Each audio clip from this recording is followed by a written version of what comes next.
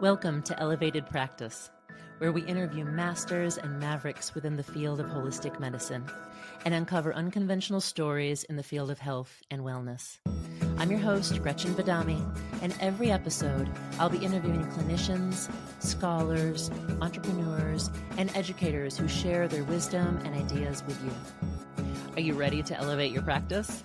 Let's begin today's episode. I'd like to extend a big thank you to Handcraft Health for sponsoring Elevated Practice and empowering integrative healthcare practitioners to create personalized healthcare packages for their patients. Create a free account today and elevate your practice at www.handcraft.health. And now, on to today's episode. Hello, I am here with Dr. Edward Neal. Dr. Neal is a renowned doctor bridging ancient wisdom with modern practice. He developed the research methodology classical text archaeology, and he is the visionary behind Nei Jing, nature-based medicine. With over 40 years of experience studying and practicing medicine and over 20 years studying the Yellow Emperor's Inner Classic, Dr. Neal offers a unique approach that integrates the profound wisdom of the Huangdi Nei Jing with the realities of modern clinical practice. Dr. Neal began his career in medicine in 1981, and after completing med school and an internal medicine specialty training, he did postgraduate studies in Switzerland and began studying Chinese medicine in Italy. He studied Chinese medicine and language both in the States and abroad in China, and has been a professor in multiple schools of Western medicine, integrative medicine, and East Asian medicine. He serves as a consultant to the World Health Organization in Geneva, Switzerland, on issues of traditional medicine. Dr. Neal has founded and serves as the medical director for the Apricot Grove to advance Nei Jing nature-based medicine and the director of the nonprofit Xiling Institute. These organizations study traditional forms of medical knowledge to identify innovative solutions to modern global challenges. Dr. Ed Neal, welcome. Hi, Gretchen. It's a great pleasure to be with you today. I am so happy to have you here. To our listeners, I just recently had the honor of meeting Dr. Neal through a mutual colleague, and I instantly wanted to interview him to share his application of nature-based medicine and the Nei Jing with our listeners. Myself, being a practitioner who found my way to Chinese medical school through graduate studies in Eastern philosophy and spirituality, Dr. Neal, your return to the Nei Jing and your emphasis on textual understanding and the ancient overarching stories that connect the macrocosm of the body and the macrocosm of our planet and nature really resonated with me. I am so excited to hear everything you would like to talk to our listeners about today. Whatever you would like. Thank you. I was wondering if maybe we could start with how you found your way to conventional medical school and then transitioned to studying East Asian philosophy, studying Chinese medicine, and then how you developed your passion for the Nei Jing. Let's start there. Okay, that sounds great. You know, when people ask, how did you start doing this? Or, why did you start doing that? There's always several layers of answers, right? And the deeper layer is the current of the river of your life. That you were born at a certain time in a certain way, and the rivers of your life flow towards something, right? And then there's the story, like something happened and I got sick and then I decided I want to be a doctor. That's kind of the over story. So in a certain way, everything that happens is because of the rivers of our life. They take us there. My dad was a doctor. Like many healers, I grew up in a family that was having difficulties and wanted to be a healing presence in that. I think a lot of healthcare people are like that. That's all kind of a normal course of events. And then I went into medical school and graduated from medical school and did my internship. And I was going to be a surgical intensive care researcher. So I was, that sounds intense. I was set up in a training program to study anesthesia and critical care. And I was then going to go into academics and study intensive care medicine. But before I did that, I did a training in primary care internal medicine, which was about 3 years. And when I finished that, I knew I would lose my skills if I didn't do a year of practice. So I decided to take a year off and be a primary care doctor to get my skills good before I went on to do that training down in San Diego in critical care. And I started to treat people. I had a practice in the hospital, and I also had several jobs. I worked in a refugee health clinic and a migrant health clinic. And there was two things that happened. One was in my hospital practice, I began to see that my patients divided themselves into two groups. And the first group were people for whom I had a solution, that they could come in and I could do something. Like they broke their arm, they needed stitches, they needed antibiotics for strep throat, whatever. Those people I would treat, and then I would never see them again, essentially, or I'd see them in a year or 6 months. Then there were the people for whom what I was offering wasn't doing anything. They were fibromyalgia, chronic fatigue, all those kinds of things we all know about. And I would begin to see those people every week because they'd come back and tell me this ain't working. At the same time, I was working in the refugee health clinic and the migrant health clinic. Really enjoyed that. The patient population was wonderful, really interesting people. They had such interesting stories, and they didn't really feel Western medicine. So, we prescribe medicine, and often they would not take it. And when you describe something, they nod their head, but not really. At the same time, I was living here in Portland, and I knew a man named Subhuti Dharmananda, who probably many people know of, who started the Institute for Traditional Medicine. And I was talking to him, and he was saying, well, why don't you take this book? It's called A Bag of Pearls. It's about his formulas. And here's a box of formulas, and just go see what happens. So I took them off to my refugee health clinic, and I would look up in the book, headache and my ear itches. Okay, here, take this. And it worked. And they just loved that kind of approach and that it was herbal and so forth. And it really spoke to them. At the same time, back in the hospital, I was trying to think, what can I do for these people that see me every week? Clearly what I have isn't working. So I started to wonder whether looking in another system might help. Because obviously, if we had the answers in Western medicine, we'd be using them. But we didn't. So I started thinking where to look. And I decided I'd look in a medical tradition that was over 200 years old, thinking you can make a bad mistake for 100 years, but people aren't going to do it for 200 years. That there's something of value there. And also that there was a written tradition. And so two things came up, India and China, two places really. And I had more of an affinity. My river flowed more towards China. Mm-hmm. So I went to study Chinese medicine. And then I just got more and more interested in that. And I thought the world's full of internists and, they don't need one more, or a surgical intensive care researcher. That would be fun too. But I started to study Chinese medicine. I went off to study with Dr. Cinolini, who lived in Italy, was a great Italian acupuncturist. And I loved going over there and studying with her. And she thought acupuncture was a very serious medicine. It should only be taught to physicians. Mm-hmm. That was her point of view. So it was only a small group of us, but she was a great teacher. I've come to have a different point of view on that. But she was a great teacher, and I studied. And over time, in the beginning, I was doing internal medicine and Chinese medicine. And then I just said, well, there's already a bunch of internists. I'm just going to go to Chinese medicine. And I went back to school and studied Chinese medicine and started studying Chinese language. And the teachers that I found in China, the people I respected, they all knew the classics very well. So I knew this is something for me. I have to do it. And this was coexistent with another thing that was happening. When I was started in Chinese medicine, I loved it. I loved the people, the stories, the experiences, the treatments. But I knew right away something was not quite right. And that was comparing my experience with what I'd just gone through in medical training. So in medical training, I just had 7 or 8 years of training, nonstop. I didn't know everything in the world, but I felt like I knew why I did what I did. And I felt pretty competent in that, like where it came from and so forth. And in Chinese medicine, I could see right away, this is a protocol system, and I don't really understand what I'm doing.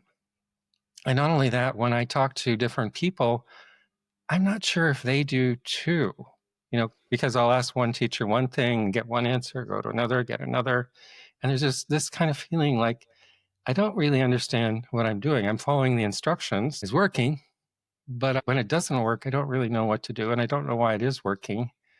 And that was deeply unsettling to me. So that was another reason I went back to study the classics, because I wanted to bridge this unease between what I knew as a physician and what I was practicing. So that's how I got there. So you wanted to get deeper to the origins of the medicine as opposed to other practitioners who maybe were branching off and doing different parts in different areas, which from an outside point of view looked like they were having different treatments, but not understanding where the root came from? Yeah. First of all, I want to say this. When I say like one teacher said one thing and one teacher said another, or that practitioners sometimes treat from the branch, don't know the root, and so forth, that is not a criticism. Because what I find in Chinese medicine, it's full of people with good intentions who work really hard to learn what they can. And I see it more as the limitations of our training and what knowledge has been available. In Chinese medicine schools, you work there full of people who are very dedicated, not well paid, really doing great work and heartfelt teaching. So I don't mean to say they weren't doing it right. It's more, I think, what's available to us and where we start from, what our teaching was. Well, and certainly when you have a 2,000-year-old medicine, there is going to be so much to learn and so much diversity in terms of how people follow particular paths to treat. So there is so much out there. But to go back to the root and say, okay, where did all of this start? Where did all of these different ideas originate? And it sounds like you were a scholar, a researcher, you were a textualist without knowing it right from the beginning. It was just for my own personal peace. I didn't want to practice this beautiful medicine as a protocol-based practitioner, because it didn't satisfy me, especially having the experience of being a medical physician. And so I went back to study. But originally, I just thought it would be, studying for myself and to inform my practice. There's a tradition of physician scholarship in Chinese medicine. The people who go to work in the day, treat a lot of people, come home and study the classics at night, and keep expanding their knowledge and kind of weaving those two things back and forth. And I wanted to be one of those people, not just following the instructions. So how did you start off then? You taught yourself and you learned the Chinese language and then you just started reading? Is that how it happened? I did teach myself. I went back to university and studied Chinese, and then I went to China and studied Chinese languages. I did because I did see language was going to be the key. And that's true. Like the key to Chinese medicine is through language. And if you're not in that process somehow with a teacher or by yourself, then it's like you're standing outside the theater listening to how the play was. You're not really participating because it's all there in language. So that's the key. So I started studying the language. And then there was this one thing that happened, which changed everything, was just in the late 80s, most early Chinese texts were put on databases. And that was revolutionary. It was something very new. Because in the old days, you had to memorize it forward and backwards, which is how people used to do it, to be able to like make associations and do research on it. But just when I started, it all was put on databases. First, I was working with a database from Hong Kong. It was through our school. And that meant I could take a character, for example, and put it into the database, and in a second see all of its instances. And then begin to translate all of its instances, not only of the Nei Jing, but also of all early texts, essentially, or like most of them. And then rebuilding a meaning. There's the modern meaning, but that doesn't actually work in all these places. So what's a different definition that works? And that became what's now known as text archaeology. So, and right away, I could see this was a whole different world. They were talking about something very different. And that was very strange to me because it's right out there in plain sight.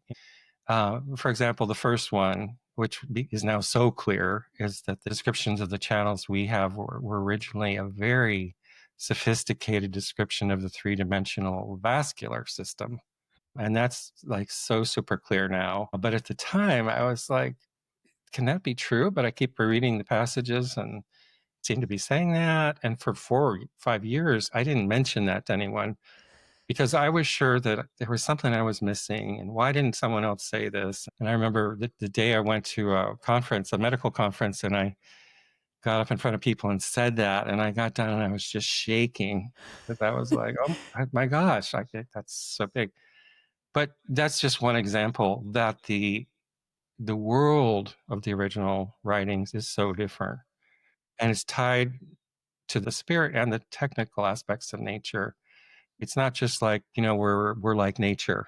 It's very technical and detailed, and the anatomy's very sophisticated, and they're tying all these patterns together of stars, moons, planets, what's going on under the earth, 60-year cycles, all these kinds of things, and your anatomy, which is off the chart complex and like centuries ahead of what we knew in the West. Like Harvey wrote his De Motu Cordis, the movement of blood, in 1628. That's when we first knew that the heart moved the blood around. At that time, the prevailing theory was that you ate food, it turned into blood, and then your body ate the blood, and it was all stored in your liver, essentially. So that's where we were in 1628. 300 years BCE, or whenever the Nei Jing was written, their descriptions were off the chart accurate. And they know things that we're still grappling with today. Like, the heart doesn't actually pump all the blood around. The numbers don't add up. The lungs are important in that. So there's these things where they're actually still ahead of us. And so that was just mind-boggling. And to me, it was like you find a cave, you walk in, and there's all these writings on the wall, and it seems like no one's ever been there. Of course, that's not true. And you start unraveling them, and you go, wow, the acupuncture needles were actually a surgery kit for the restoration of the flow of rivers. It wasn't really a point-based system in the way we practice today. It's like completely different. So then there's two choices. Like, some old information is old. For example, I just had cataract surgery, and I'm really glad my surgeon didn't open up a 2,000-year-old book and take out a rusty knife, I'm really glad there was anesthesia and all that stuff, right? So the past can be like that, or it can be like this, which is like it's way ahead of its time. People don't really know what's in there, and it's just this huge archaeological site of amazing information. And the misunderstanding in this case was due to problems with translation, that people didn't understand the words that were being used to translate these texts, that the language was different from 2,000 years ago, and so the analogies were different. How did this happen? That's a really interesting story, as it is. By the way, I should say that the story of the Nei Jing is not set in stone. There are different people who feel differently about it.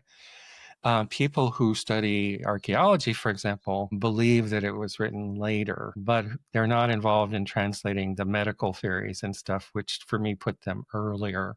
But anyway, I just want to put that out there. That's still a discussion, right? But what seems to have happened is that there was a disruption of transmission.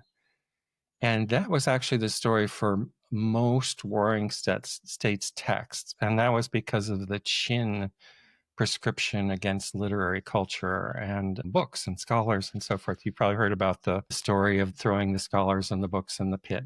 Whether or not it was true, it was true probably that if you owned a book, you would be sent to the Great Wall and die as a slave, and your family would be killed.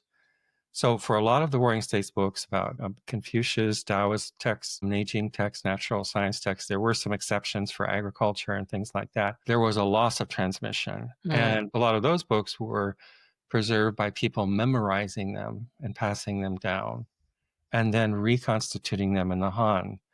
But if you look at like Chinese, one of its first dictionaries, Shouwen Jiezi, was written in part to help people decipher texts that they'd forgotten how to read. So there was this loss. And then you imagine the Warring States, all these libraries were being broken down and taken over, and texts were being fragmented and so forth. Then there was a multi-decade long reconstruction of texts in the Han Dynasty, where they went through the library of all the things from the Warring States, tried to put them together. And that's where we first see a text that says Nei Jing. But then people wouldn't know that book, and people might have a fragment of it. Then Nanjing is written. What does Nanjing mean? The difficulty, the classic of difficult things we don't understand. We don't know how to read these books, essentially. And so it's like a text about trying to make sense of a book that they don't understand. So that there was a period of time where they were made and what we call the original information, and then a disruption, and then a post-disruption reformation of what the medicine was, which came to be acupuncture points and point action primarily. And a lot of the language is hard to read. It's written in an old script, doesn't have any grammar, like punctuation and things. And the characters meant something different. So this is why we take the approach of text archaeology. And that means you imagine the book is an archaeology site. You don't have any idea what the meaning is. So commonly people will say, well, I know what TCM is. So then when they write something here, they meant what we know in TCM, right? That's clearly like not true. So in archaeology, you're opening a site. You don't know who lived there. You don't know what the culture was. And you start with a blank slate. And then you pick up a character and it's like a pottery shard. And you say, well, let's put it over here on this table and let's get all the other ones that look like that. And let's start making a meaning and let's do it over years. And then let's let the story retell itself. So that's the work we've been doing. And out of that has come this practice of Nei Jing nature-based medicine. And that's part of a 3-part system. So the Nei Jing text is one part. That's our source. The process of text archaeology is another. Like, what are the ideas? What is it saying? And then Nei Jing nature-based medicine is the medicine that's created from the archaeological findings so you can put it into practice. And those 3 things feed back on each other all the time. So as a new text fragment's discovered, it goes through text archaeology. It alters the treatment techniques, which then alter the understanding of the translation. So all these 3 things actually tie together. Because, medicine is something we don't just want to do archaeology, we want to help people, right? So if we just do archaeology, that's fine. But our goal as physicians is to help people. So that 3rd part is Nei Jing, nature-based medicine. And that's been amazing. It's brought new models of cancer and healthcare and, new treatments and 7 causes of human illness and all these things that come out of the archaeology site you've never heard of.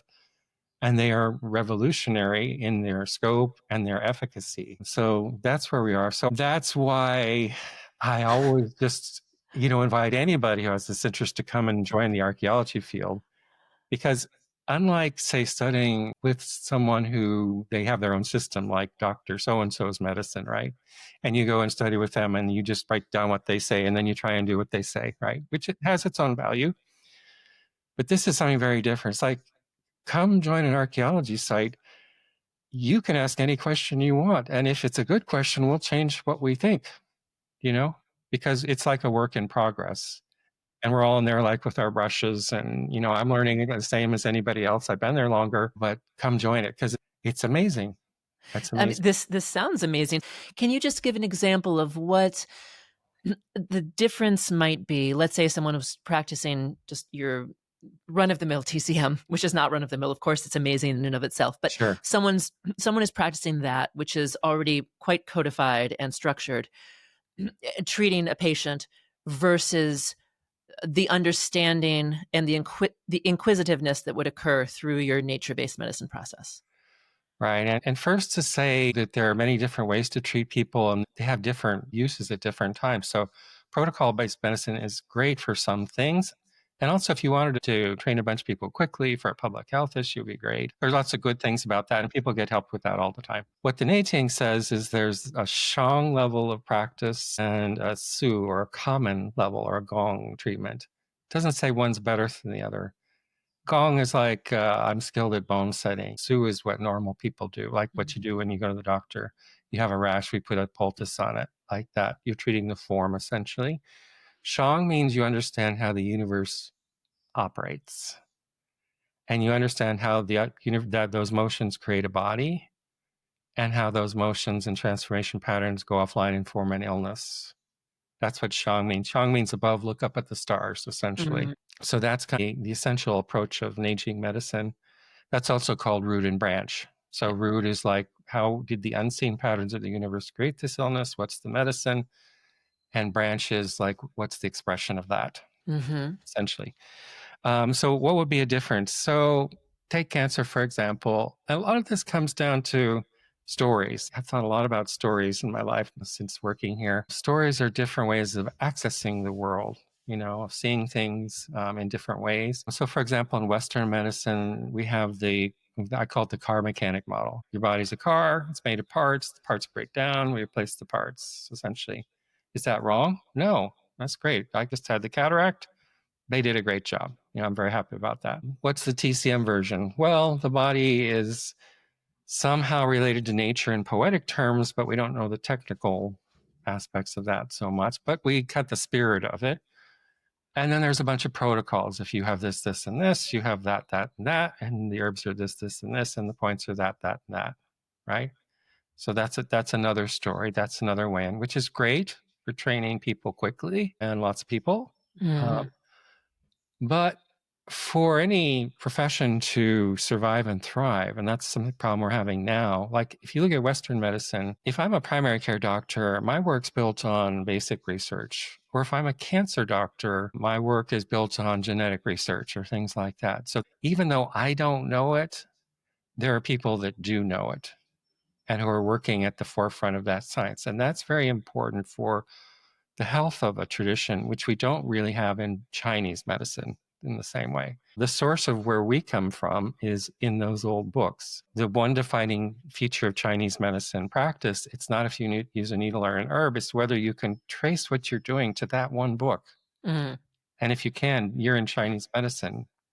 If you're not, you're a physical therapist or something else, right?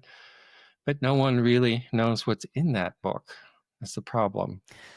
So like if you take the idea of cancer, for example, the part-based thing is that, tumors grow and they have genes and things happen and the cancer grows. We don't really know why. And then we cut it out or we irradiate. We take the part out, essentially. So the Nei Jing model is there are two dimensions in the world.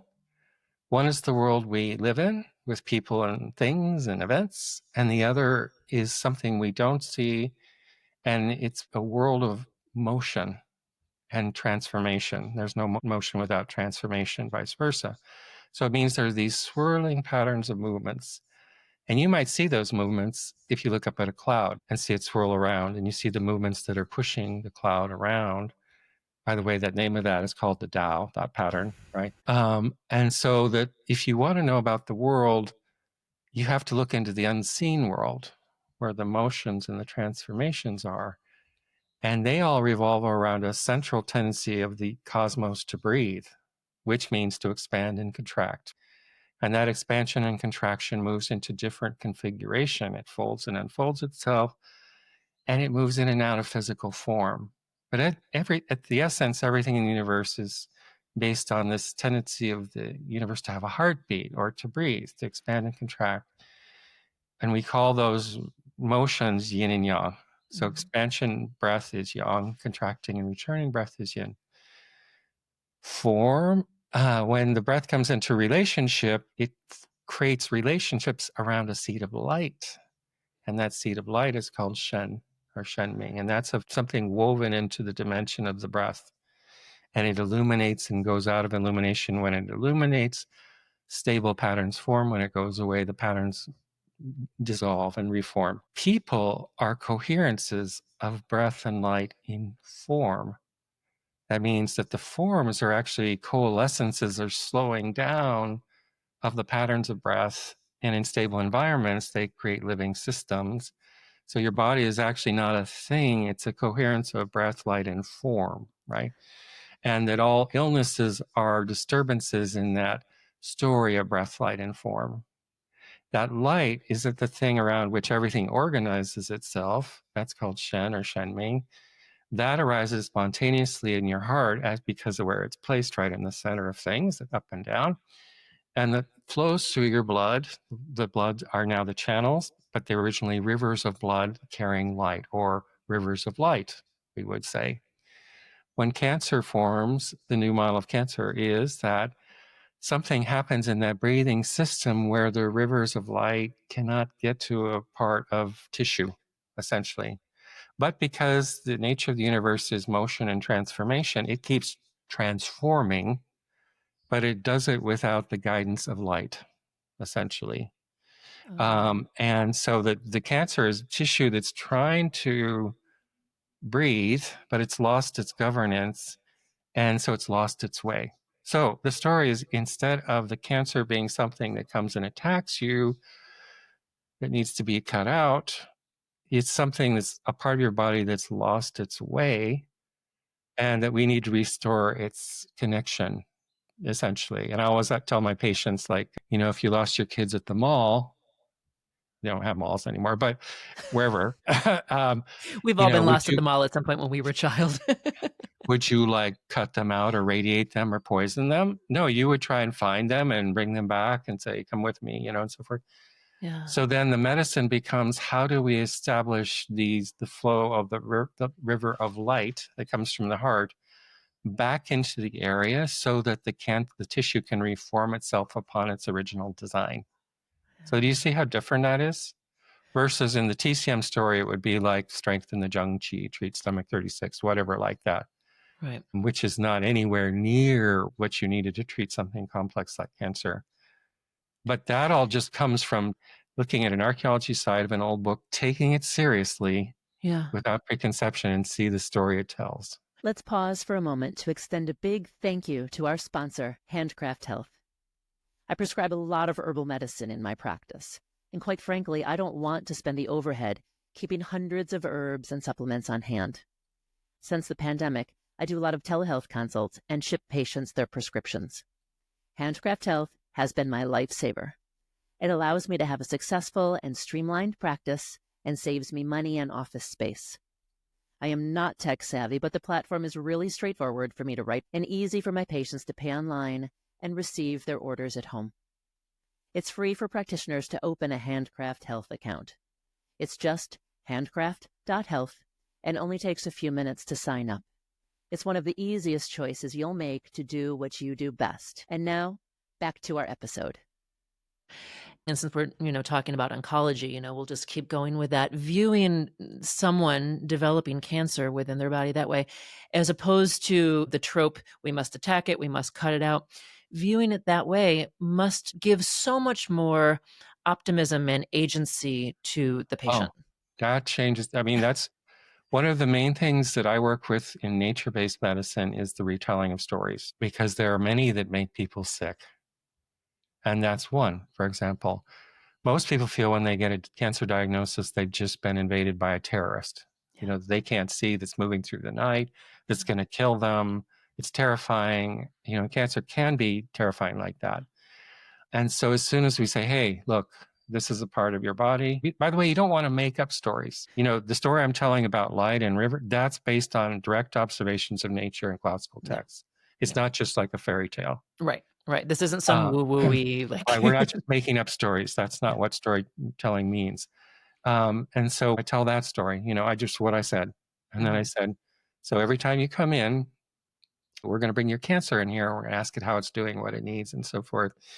And when you go to bed every night, think about that. Sending good wishes that we reconnect and so forth like that. Not only does that change the way the person feels and how they experience going through the cancer completely, it changes their immune system and their response to therapy and their side effect profile. And by the way, the cutting it out, that's not bad. That's a different story, right? So often we say if someone has a cancer, actually, we'd like it if you go get that cut out, because it's easier for us to treat a scar than to revert everything all the way back to zero.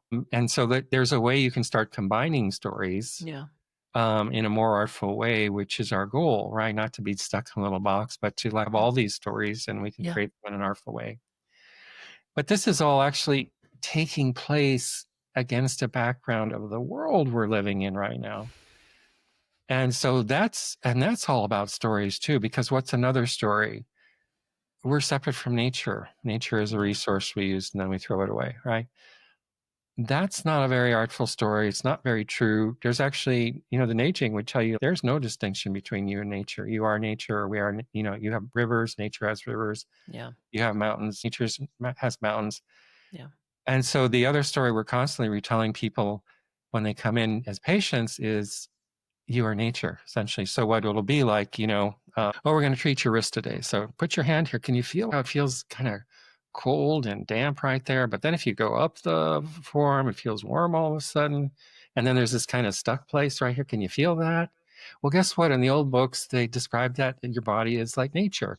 And there were all these rivers, and they were divided into 12 watersheds. And this is one of them. And can you feel the river? It goes all the way there and it gets stuck right there. And all the heat is where it's blocked up above it and it's cold downstream, right?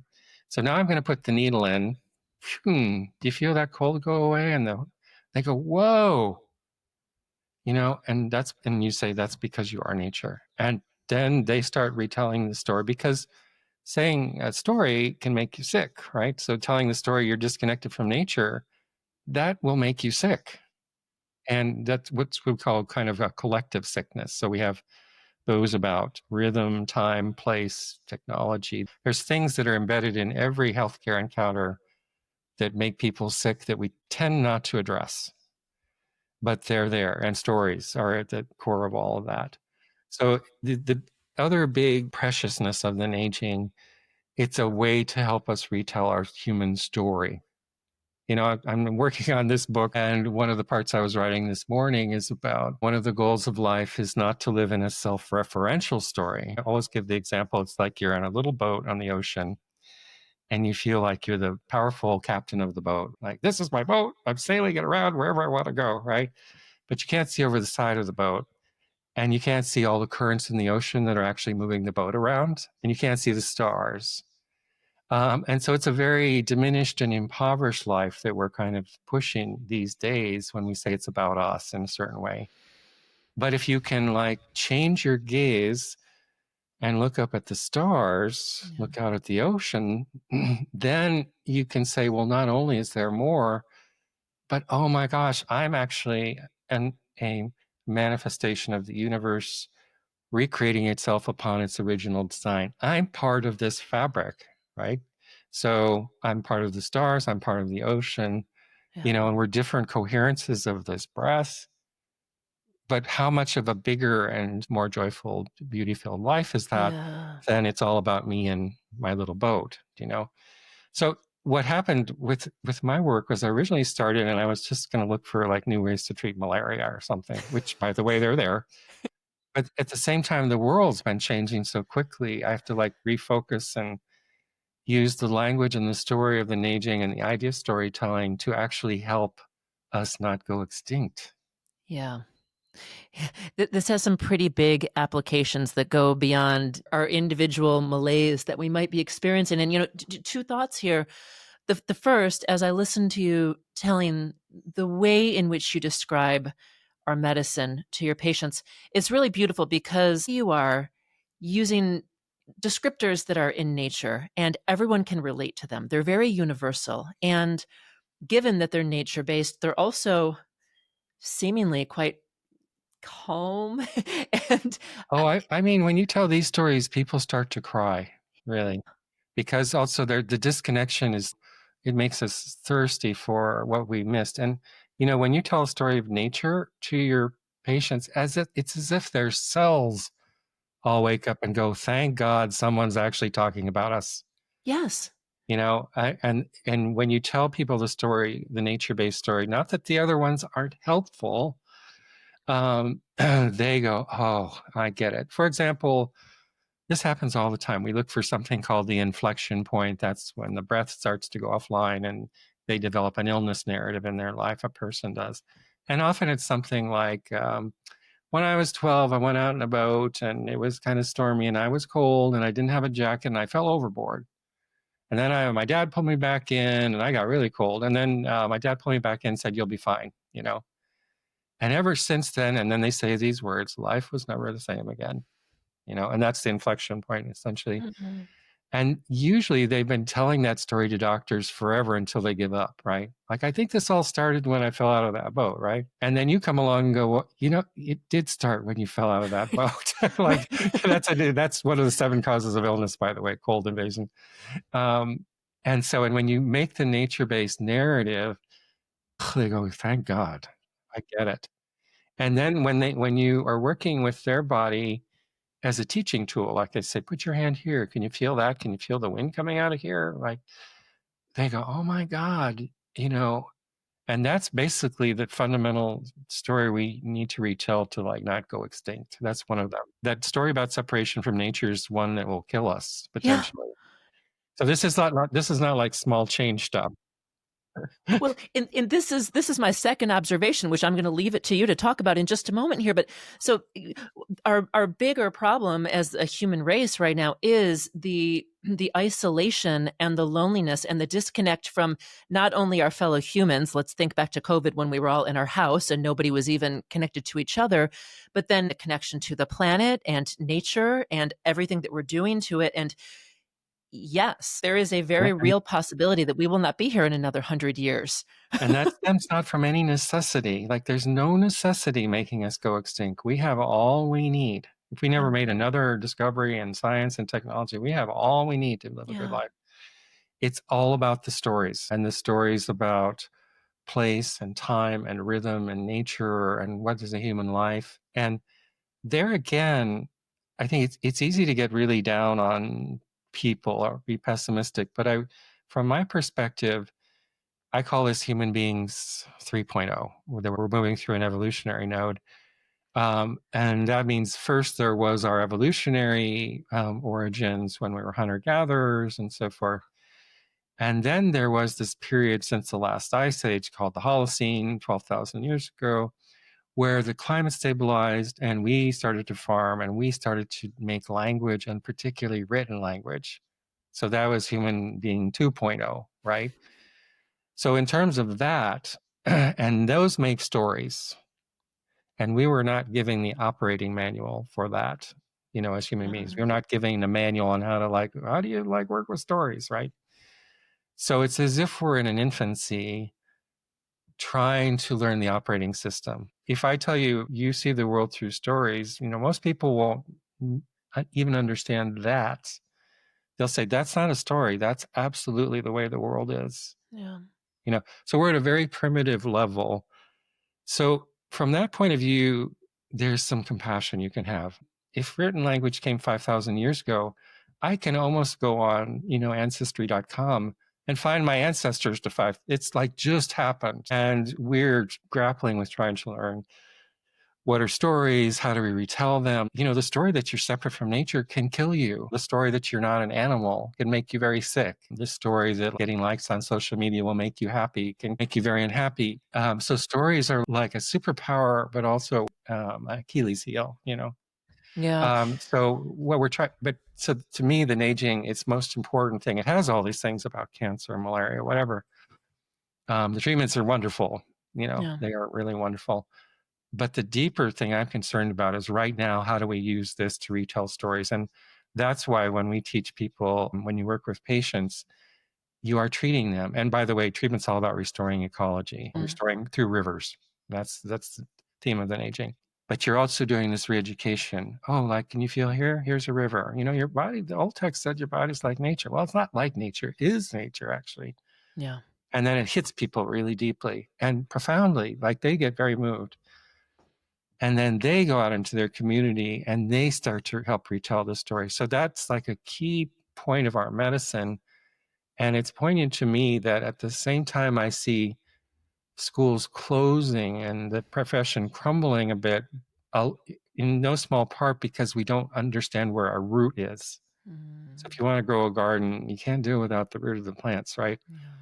Yeah. But at the same time that's happening, we have the special stuff, from these books that is so important right now. Yeah. And so that makes this a very unique moment in time.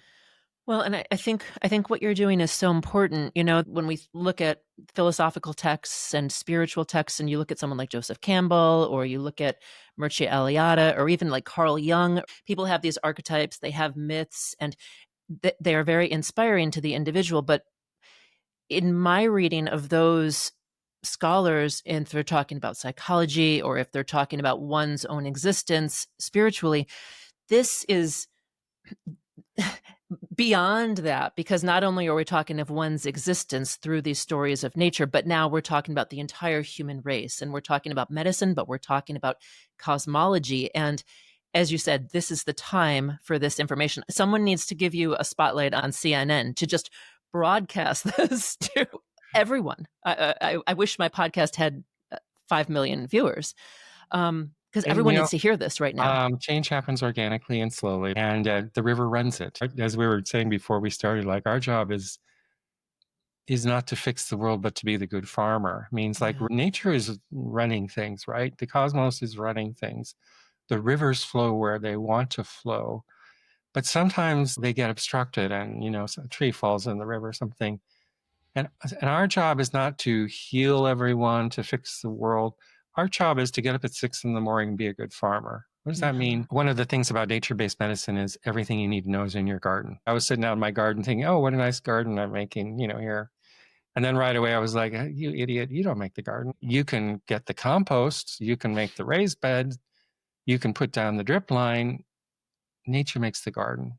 So what does that mean? There's the part that we have the agency for, which is to wake up every morning and do good work and sleep the good sleep of someone who's done good work. Yeah. And then nature makes the rivers. But you have to show up or it doesn't start to work. That's a good segue to what I wanted to ask you about next, which is showing up and bringing this information to the people who need to hear it. You have a school, you have a program in which you are teaching the Nei Jing nature-based medicine to clinicians, scholars, people who would like to learn more about this. And I'm fascinated. I want people to know about this program and also the way in which you're teaching. Can you talk a little bit about the Apricot Grove and how you're reframing the study of Chinese medicine, traditional medicine, by adding in this piece of the cosmology and the understandings that you're learning through the text archaeology? Sure. Ever since I started the text archaeology work, I've been teaching students with the goal of making more text archaeologists and more people to join me in this great work, and also for future teachers, because that's like growing a garden too. You started as a 1 year, now it's a 2-year mentorship. It has 43 study topics. They're 2 weeks each, and they're all from the text archaeology. And people can take that as an online class. We meet every weekend and talk about it. And then we have 3 6-day sessions for people who are wanting to put it more into practice, where we go over hands-on, how do you evaluate a river, things like that. And our goal there is to really train the highest level people we can, who will be the teachers and the researchers of tomorrow. But we also happen to get a lot of people who aren't healthcare practitioners, and they tend to be some of our best students. We have a fair amount of artists and things like that. And they've been great also. And then we're developing this community called Apricot Grove, and a nonprofit with it. We have a program starting on August 24th for the 2-year program. But we've also now wanted to make things more accessible, because that's a pretty big journey, Mm-hmm. So now you can also take the first semester of that, which is all about the cosmology and the patterns of space-time motion and things like that, how the universe operates, which is interesting to a lot of people. So they can take that first and then decide to go on if they want to. And then we're trying to build a lot more things for the public. Yeah. Because we're trying to make something called the Story Project, where we come together communally and retell stories on the basis of nature's design. And there's one called the Tree Project, where people draw themselves as trees, and we have other projects we're working on. But if anybody's interested, I really invite you to come join us in any way. We have open houses and a lot of free material on our site. It's neijingstudies.com. And the next class starts in August. Yeah, and we'll put that link in our show notes. And for anyone who's listening, this is 2025 right now. So if you catch it by August, it's August 24th, 2025. And then you run this every 2 years. But what an amazing opportunity. So it can be applicable for clinicians, certainly, but even if someone is not a clinician, they can take portions of this program. If someone is a clinician, if they are licensed, do they get CEUs for it also? Oh, they get like massive amounts of CEUs. Like a lot of CEUs. Like a million CEUs. Yeah. So, I mean, I'm so inspired just hearing this, because this is information that, once you're graduated, you don't usually talk about this stuff again. You're usually caught in the weeds of what herb should I give my patients, what points will be most effective. And certainly I know you'll be talking about treatment within this program as well, but to begin in the first half of the program by going back to the fundamental universal concepts from which all of these observations were derived. I think that a lot of people are thirsty for this. It's the point of view of the Nei Jing is you don't learn medicine by learning techniques. I won't say they're nothing, but that's not the medicine. The medicine is learning how to see and move through the world and the cosmos in an entirely different way, such that when you see a patient, you automatically see them in a different way. The techniques are something, if you get that, you can teach in a weekend, But if you don't have, and things in that are things we call long learning issues. Like if I tell you, for example, that the universe is a single breath moving in and out of different configurations, you'll hear it the first time, you'll hear it the second time, but you have to hear it regularly. And we use something called circular learning, meaning we're actually talking about the same ideas from a multitude of vantage points so that you hear it over and over. Yeah. And then that transforms not your ideas, but who you are. But that takes like 2 years of hearing that over and over again. Oh, this is the 35th time I've heard it. But then you realize, wow, I really see everything quite differently. Yeah. And then when the person shows up in your office, it's not a matter of what syndrome it is. It's like, I just see you in a completely different way and I see what the problem is.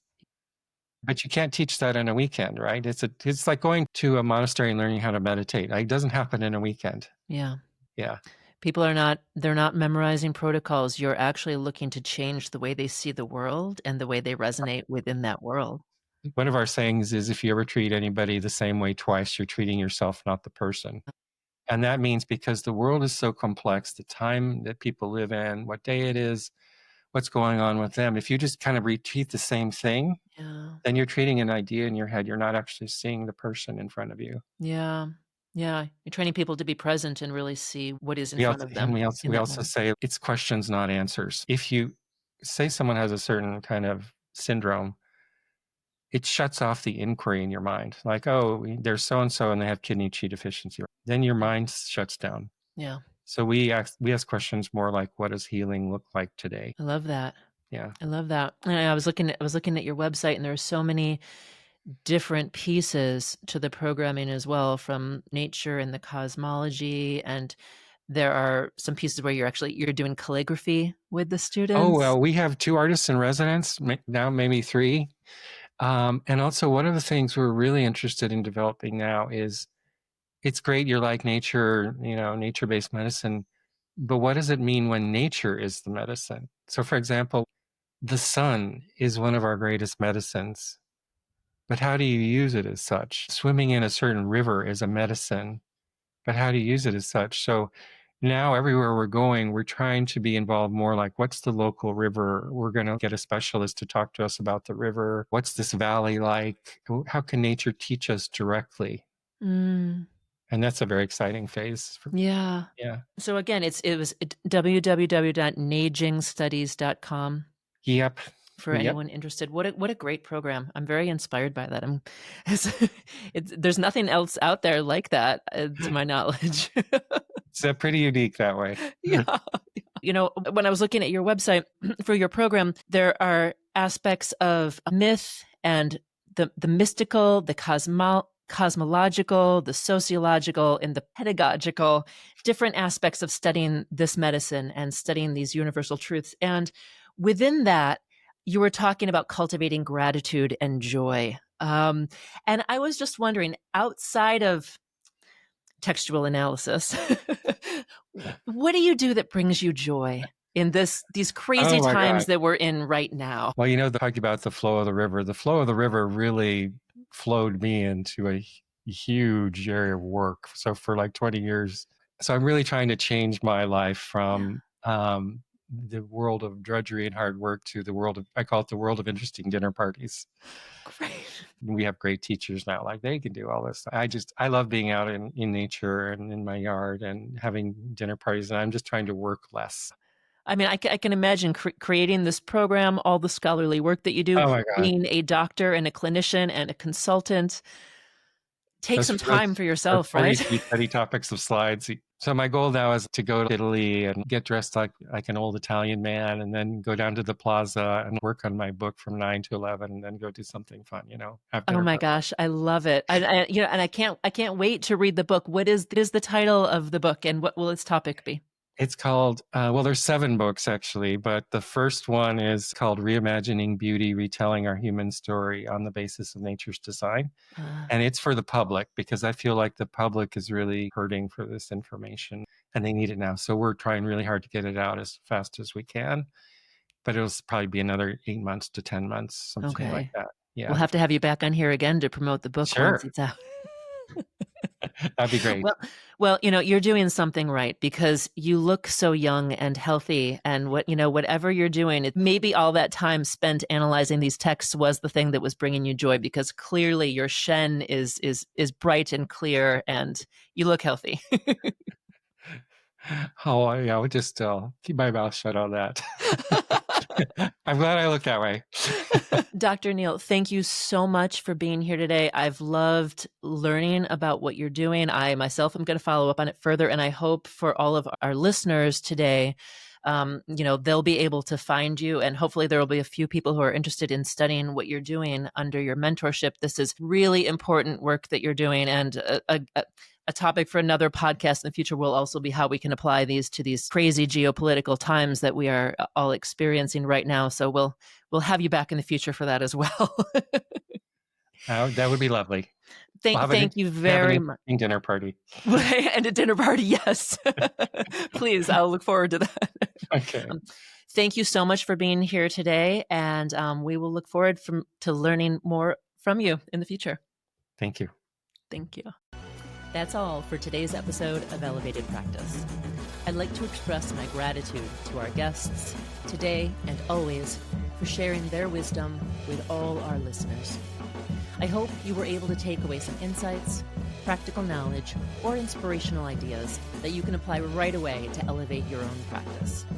You can find us on Spotify, Apple Podcasts, and YouTube. Don't forget to subscribe and tell your friends and colleagues about Elevated Practice.